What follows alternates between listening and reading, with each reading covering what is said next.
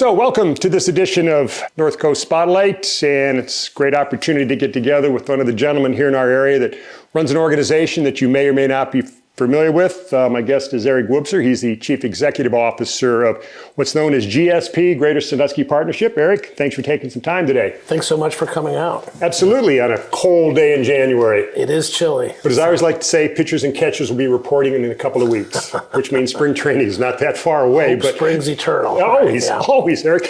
One of the things we wanted to discuss a little bit here today is finding out just what is GSP and kind of what is the mission of your organization. Sure. So one of the things that I like to think about with GSP is while we're a relatively new organization in name, we have a history that actually goes back well over a century. So what is now the Greater Sandusky Partnership actually started as the Sandusky Chamber of Commerce in 1899. Okay. And then in 1949, the Huron Chamber of Commerce was formed. In 1986, the Greater Erie Marketing Corporation was formed. And eventually, the Sandusky Chamber of Commerce became the Erie County Chamber of Commerce. Greater Erie Marketing became ECADEC.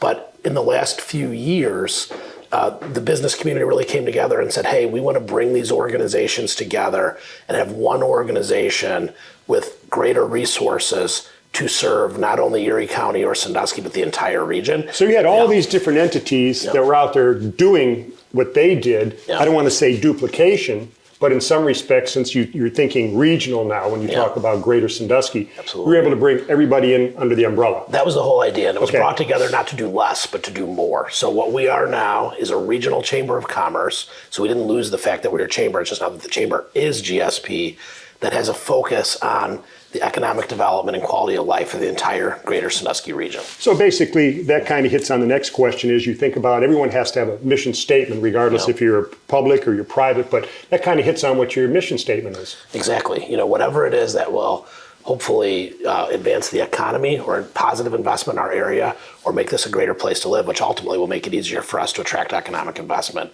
That's what we focus on at GSP. I got you. Yeah. One of the things you always hear being thrown around is what they call the public-private partnership. Yeah. And obviously we think private, we think of just individuals, entrepreneurs, people that have their own business that are out there working it every day. Then on the public side, of course, you have people that are in government working as public servants for the taxpayers. But your organization is somewhat like a public-private partnership and joining together on funding. Yeah, it's a true public-private partnership. So if you look at ECADEC, one of our predecessor organizations, they were primarily publicly funded by government organizations that made an economic development investment into that organization. The chamber was entirely privately funded. What we have now is a hybrid model where all of our board leadership for the Greater Sandusky Partnership comes from the business sector, and we get a significant portion of our resources from private investment of businesses to be members or to provide services for our organization. In addition to that, we enter into contracts for services with public entities like Erie County, like the city of Sandusky, like Shores and Islands, Ohio, or smaller governments where they're not members of our organization, but they actually hire the GSP to provide specific economic development services. The other two pieces of funding that kind of make up the table of our funding are earned revenue. So we actually provide some services that generate revenue for the organization. And then finally, philanthropy, where we work with foundation community that aligns with our mission. So they'll make grants to us, similar to the contracts we enter into with the public sector, to support the work. So basically, that when we talk about Greater Sandusky Partnership, that just kind of hits on that word, partnership. It's a true partnership. That you bring all these different factions together for one goal, and that is to improve the quality of life and basically make things better for all people in the area. 100%. Okay.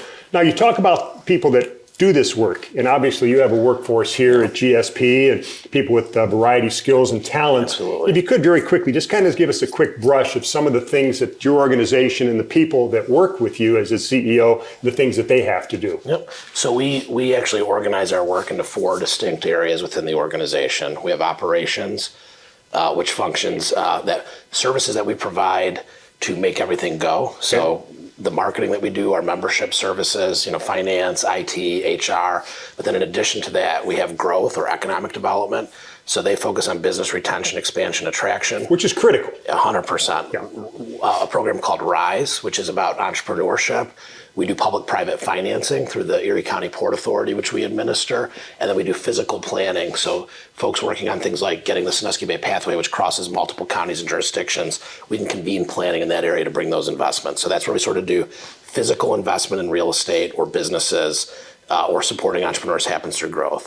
And then we have talent, which does predominantly workforce development and leadership engagement. Okay. So we have programs that help employers retain employees.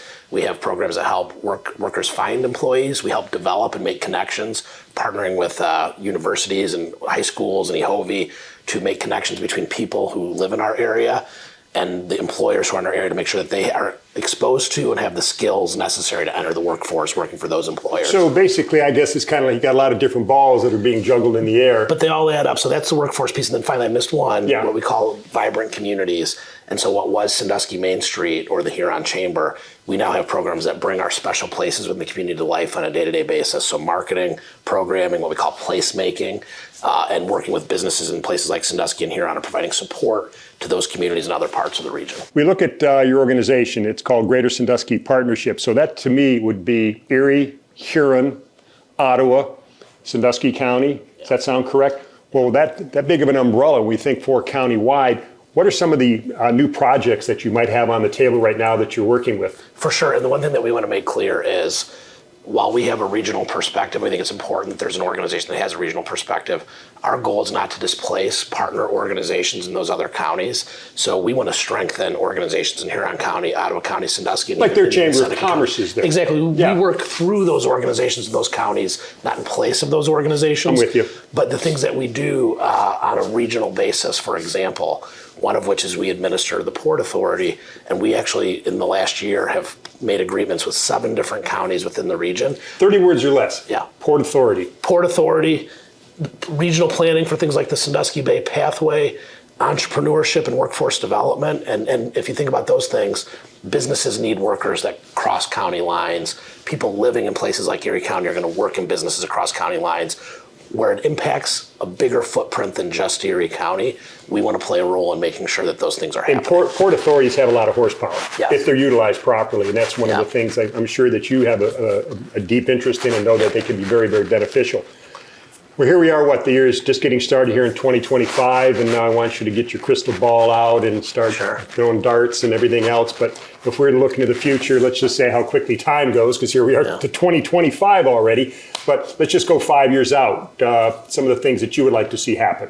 Yeah, I think that this area gets known increasingly as a place that people want to live, so that it gets easier to fill positions because we have people that are dying to live in this community. Right. So that's the workforce piece. Part of the way we do that is we make sure this is a really vibrant place to live with great downtowns and recreation and cultural assets. So from everything to downtown Sandusky and making sure the State Theater gets open and building regional bike trails, and then continuing to make sure that we're putting our best foot forward in this area to help grow the companies that are here and attract new companies to the area. You know, we don't see those pieces as isolated from each other. When you do one of those things well, it all gets a lot easier. So continued investments in those places. Eric Wobser, I want to thank you for taking time with us here. Thank you so much, Spotlight. It was good to talk to you and kind of get a better understanding of exactly what GSP is about, and be keeping an eye on things as we develop their programs and watch their projects grow in the future. Eric, thanks again. Thank you, sir. All right. Thanks again to Eric Wobser for being with us and telling us more about that organization that's very important to our area. After the break, we're going to go out to an old place with an old name, but it's a new establishment. It's called the Old Dutch, and the food dude is going to tell us more about it. Welcome back to the North Coast Spotlight. I'm the Food Dude, and boy, do we have a treat for you today. By the way, OHIO, Go Bucks, national champions. We are at the Old Dutch Tavern, opened in 1956, under its 4th owners now, Andrew Waldock and Jenny Smith, and they've been closed for 11 months, but they've opened up about 60 days ago, and they have got a treat for us waiting inside. Let's go inside the Old Dutch Tavern and take a look around.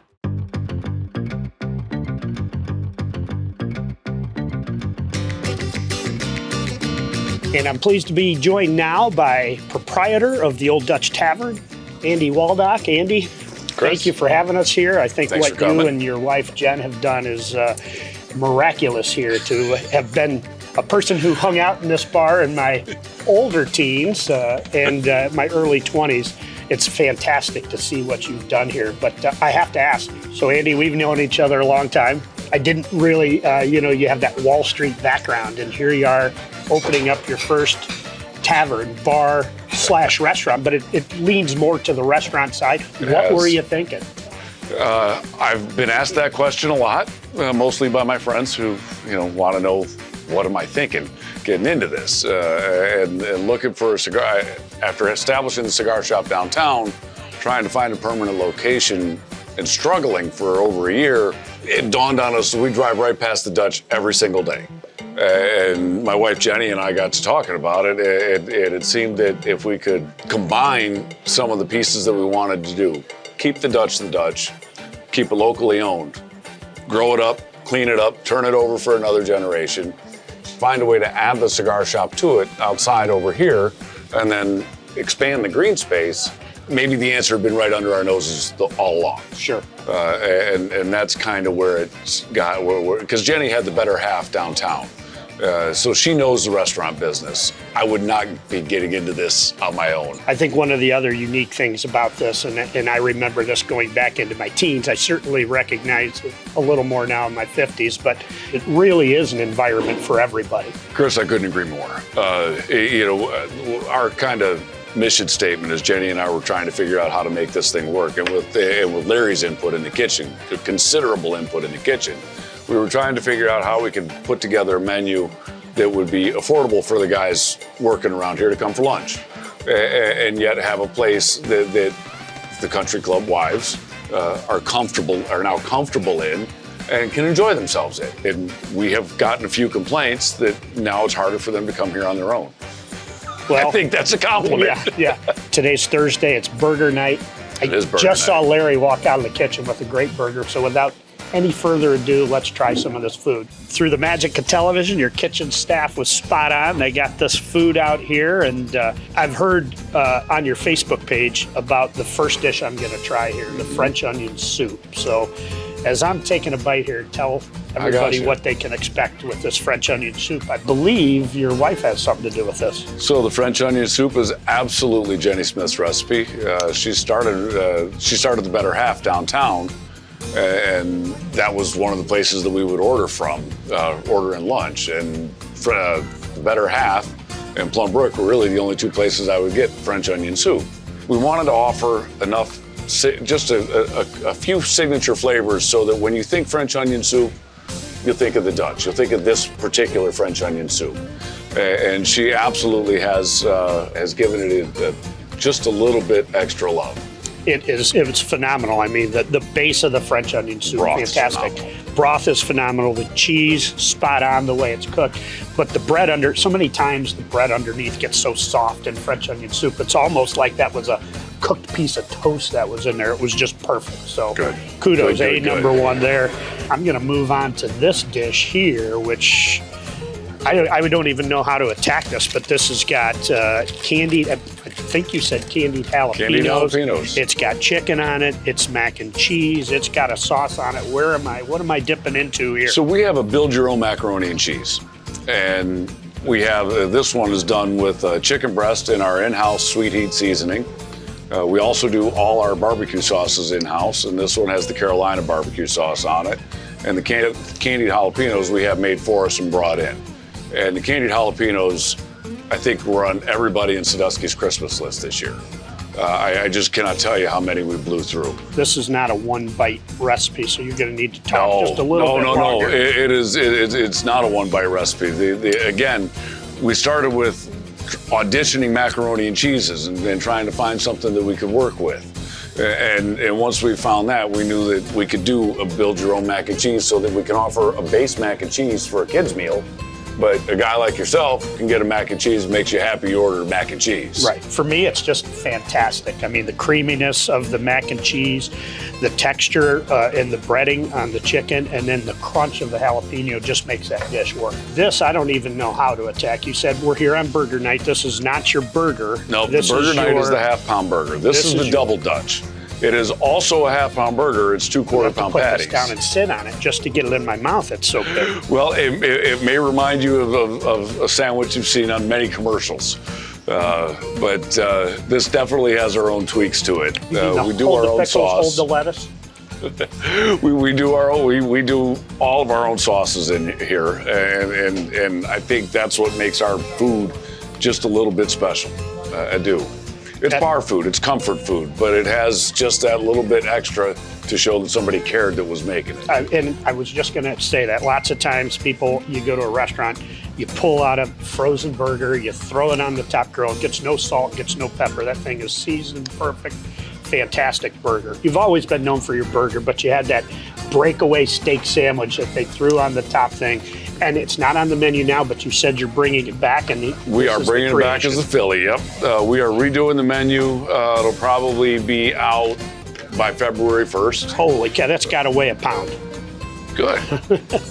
I think our sandwiches, are the perfect size, because if you want to cut it in half, you absolutely have enough for another hearty meal later on. But if you need to be stuffed, finish it. It'll take care of you. You've got some high-end bourbons here. We do. Well, remember, I started this as a cigar shop, right? Right. Anybody can come and get a good bourbon, but if you need something a little bit nicer, you can get that too. But we are not all about just fancy. I mean, that's not our play here. We are a very fat part of the bell curve. We are one turn from Sports Force Park. Right. Our intention, we can market to the dads, we can market to the moms, we can market to the teens. And if we get either one of them, if we get any one of those three, we'll end up getting the other ones coming back.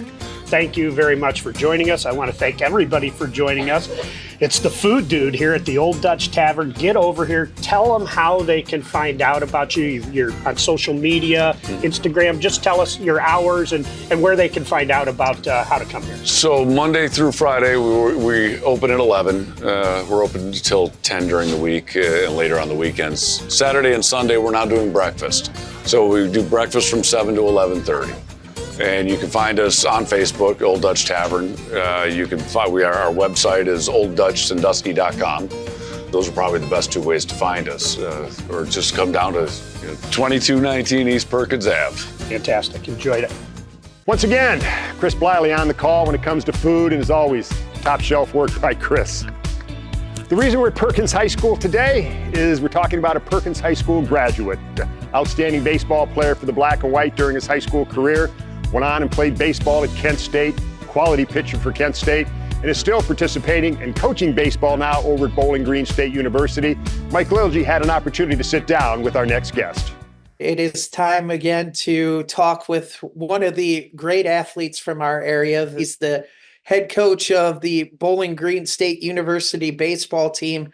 So we see you guys on BCSN quite a bit, but welcome in Kyle Hallock, a 2007 grad from Perkins High School. Thanks for doing this. Thanks a lot, Mike. I appreciate you guys thinking of me and the opportunity to kind of go down memory lane with you. Well, we were just talking before the interview started. We've done a lot of these interviews, and they've been pretty heavy baseball lean so far. And I think that just kind of shows how good the high school baseball from this area has been through the years. No doubt about it. I grew up watching the Bixler brothers, Matt Maloney, the Snyder brothers.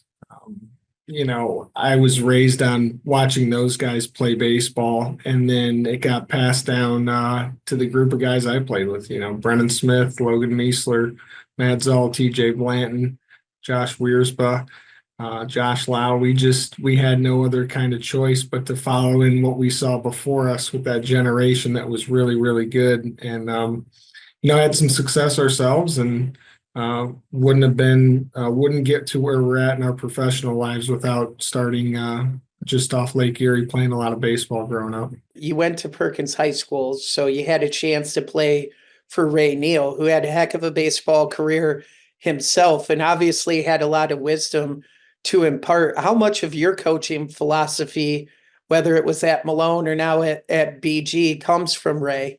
Yeah, I think that's the foundation. And what I learned was how important it was to run a good practice and just structure things in an order that makes sense. And Ray taught us discipline, so we didn't need a whole lot of punishment. And I think that was one of the values that I really took from the Perkins baseball program. The expectation to win, but the expectation to win the right way is just as important. So one of the things I'll never forget is the first year of the team meeting. He'd call us all in the gym, and he dressed like two different baseball players. One, the way that looked a little bit cool with the hat off to the side and the jersey untucked, and then he would tuck it all in and look like a Perkins baseball player. And that stuck with me. And I actually use that from time to time with the Falcons when I describe and then show what it should look like on a baseball field. You get into high school baseball at Perkins High School. Obviously, there's a lot of success there. Conference titles, district titles. Eventually, you guys win a regional title and you get to play in the Final Four. What was that like? It was just the culmination of the history. One of Coach Neal's great traits is that he's an awesome storyteller. So when he would talk about the 1999 team that was 25-3 and played in the regional final, they were the standard. They were what we were looking to become. And then we kind of matched that a little bit in 2006 when we had some great seniors with Kirk Selinsky and Chris Yantz, just outstanding players in the class ahead of us. And we made a run and just ran into Walsh Jesuit that year, lost in 9 innings in the regional final. And then that set the stage for, our senior class that had played travel ball together, and just growing up playing, around different parks in Perkins and bringing it all together. I think we had 13 seniors that year, so we were relatively experienced, and a really talented pitcher with Brennan Smith, great catcher, and Josh Lau. Just some really good baseball players that allowed us to kind of get to the regional again and then finally break through. And I think what really helped us was our girls basketball team. They made it to state that year. They got to the Final Four, and we felt like we had to do something similar for Coach Neal in the baseball world. So we approached every single game like it was a state championship game. That way, when we made the Final Four, we didn't have to change. And when the tournament started, we had been playing these games since game 1 at Vermillion that year. People may not remember this, but you were also a really good high school basketball player, 4-year letter winner. When you graduated, you were the all-time leading scorer at Perkins High School. So was there a decision there for you? Were the schools asking about basketball too? Nothing that was going to be something we took serious. I was kind of steered by my dad at an early age. This is probably one of the better stories I've got, is we ran into John Diebler in 6th grade. And I came home and, he had 30 on us in a 24-minute game. And I walk in, the first thing my dad tells me is, "Hey, you see why baseball is your future? Because there's people out there that can play basketball like that." I said, "Yeah, I get it now. No problem doing the hitting and the pitching and stuff." Well, you get to the end of your days at Perkins High School, and you end up choosing Kent State to play your college baseball. What was it about Kent State that made that decision for you? Yeah, I thought that Kent State, of the teams in the region, was the best baseball school, and it ended up being true.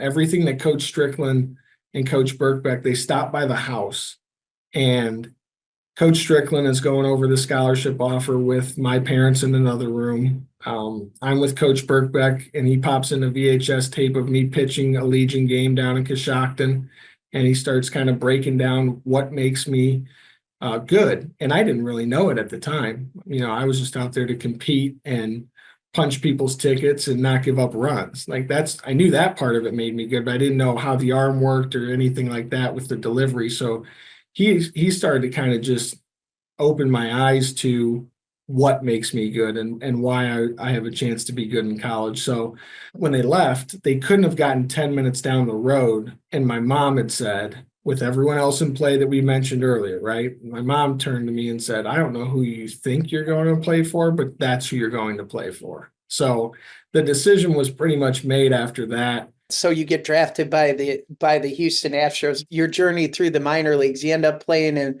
in places like Tri-City and Lexington and in Quad Cities and Corpus Christi. What's the journey through the minor league baseball really like? It is unique because they used to call it like the farm, and you do feel like you're a farmhand kind of with, hey, this is where you're going to go pitch. The best thing to do is come in and just look around and see what needs to be done and do it. Let your play do the talking. Go do all the jobs that need to be done that maybe the guys with big league time don't want to do, like the ball bucket and BP. Be seen, not heard, and figure out, how you're going to contribute to the team. You're obviously chasing the major league dream, but at what point did you start thinking about, hey, I might want to get into coaching as well when my playing days are done? Yeah, I think it was one of those things that I started paying attention to what we were doing at Perkins High School with Coach Neal. Anytime you're around someone that's successful, your brain starts getting turned on to how can I use this? But also Kent State, I started writing down our practice plans and our throwing program. And I felt like I left there with 2 degrees, one in my area of study, the major I was looking at, and also one in winning championships in baseball. And, to have those coaches and to be able to put that down in a Microsoft Word document and look back at it was something special. I did the same thing with Houston. So when my career ended as a player, I thought, well, my mom's a teacher. I've been around a lot of really smart baseball guys, and I would say maybe I can coach. So I went to Malone and I tried coaching. Got a grad assistantship. We started to turn that program around, and I thought, well, maybe this is what I do. Maybe this is how I get to the big leagues, so to speak. And then we started to, obviously win there. And then the opportunity came up to come over to Bowling Green, 45 minutes from where my wife's from in Clyde, Ohio. And I'm an hour right down Route 6 from Perkins Township, and couldn't be a better fit. Well, and last year you guys have a historic season, a MAC championship, and we wish you nothing but the best for this year and future years with the Falcons as well. Kyle, a big thank you for doing this and joining us for the interview. Thanks a lot, Mike. Go Pirates and go Falcons. In the hallways of Perkins High School, we'd like to thank the folks here for allowing us to come in, and certainly to Kyle Hallock, a graduate of Perkins High School for sure. Well, that's going to do it for this edition of North Coast Spotlight. Hope you enjoyed it. And as we always try to do on this program, we like to bring you people, we like to bring you food, and we like to bring you activities and events that take place right here in our area on North Coast Spotlight.